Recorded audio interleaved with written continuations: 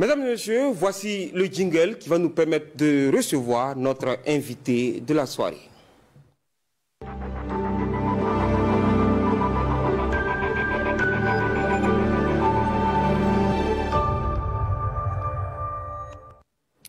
Il s'agit de M.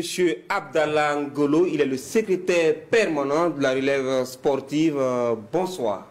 Bonsoir, Jérôme Ténéro. Merci d'être sur notre plateau. On va parler des efforts, les écoles de la formation de la relève sportive avec les compétitions qui vont se dérouler du 6 au 13 juillet dans la région du Yadga, on va dire ça comme ça, puisque c'est la nouvelle appellation donc, de la région avec pour chef-lieu Waïguia. C'est à Waïguia que ça va se passer. Dites-nous, monsieur le secrétaire permanent, comment justement vont se dérouler ces compétitions efforts 6e édition?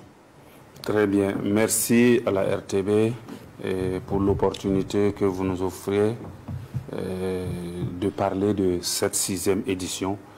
Merci également à la région du Yadga qui a bien voulu nous recevoir. Et merci aussi aux plus hautes autorités qui ont bien voulu faire un clin d'œil à Waïguia dans le cadre de la résilience de nos populations. Et prouver en tout cas aux yeux du monde que Waïguia, tout comme Fada, est vivable et qu'on peut tenir des activités. Alors il faut dire que pour cette 6e édition, vous savez que les écoles de formation de la relève sportive, elles sont au nombre de 26 dans les 13 régions du Burkina. Et la particularité cette année, c'est que... Est-ce qu'il faut penser que c'est 2 par région déjà? C'est ça, 2 écoles par région, donc 2 disciplines par région. C'est ça. Ok. Donc, comment ça va se passer du côté de Waïguia? Alors, du côté de Waïguia, il faut dire que déjà, pour cette année, nous avons invité des écoles privées de la région qui vont s'associer, n'est-ce pas, aux 26 écoles de la relève pour faire la compétition. Et nous aurons au total 884 sportifs, et 669 garçons, 140 filles et 75 entraîneurs. Donc les compétitions vont proprement démarrer le 7 matin au niveau de la direction régionale des sports et des loisirs du Nord ou du Yadga, de la région du Yadga. Voilà, en prélude, n'est-ce pas, à ce lancement, il y aura une montée de couleurs à la direction régionale. Et ensuite, il y aura un cross populaire et puis l'aérobic.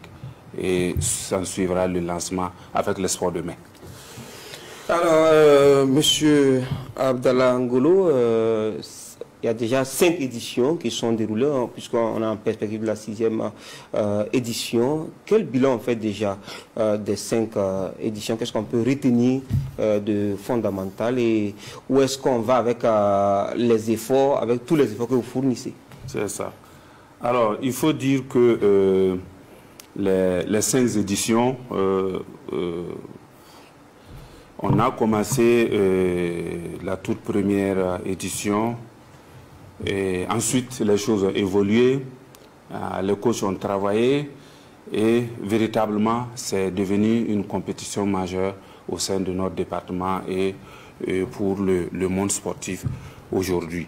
Alors, il faut donner l'exemple, n'est-ce pas, en termes de formation, parce que le sport ne peut pas se développer sans la discipline, sans la rigueur. Et je pense que c'est ce que l'État a voulu faire. Donc, pendant, en tout cas, les 5 éditions passées, je pense que la presse, vous l'aurez constaté, nous avons quand même produit, à travers ces écoles-là, quelques champions déjà, qui participent à des compétitions internationales qui représentent déjà le Burkina Faso.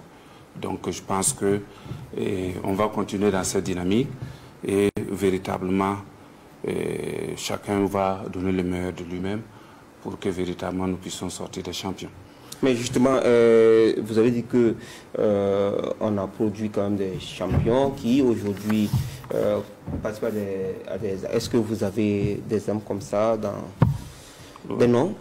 Ok, alors il faut dire que déjà en cyclisme, vous voyez au niveau du championnat de cyclisme passé, vous avez Abdoulatif Pasgo alors qui était médaillé d'or déjà aux Jeux nationaux de la relève sportive de 2023 et 2024, qui a remporté les championnats nationaux U17 cette année au niveau du championnat de cyclisme. Alors, il faut dire que le même est classé premier lors des compétitions précédentes. Alors, pour ce qui concerne le volleyball, au niveau des cascades, vous allez qui sont l'école de volley qui a été championne aux Jeux nationaux 2023 et 2024. Il y a 3 pensionnaires de l'effort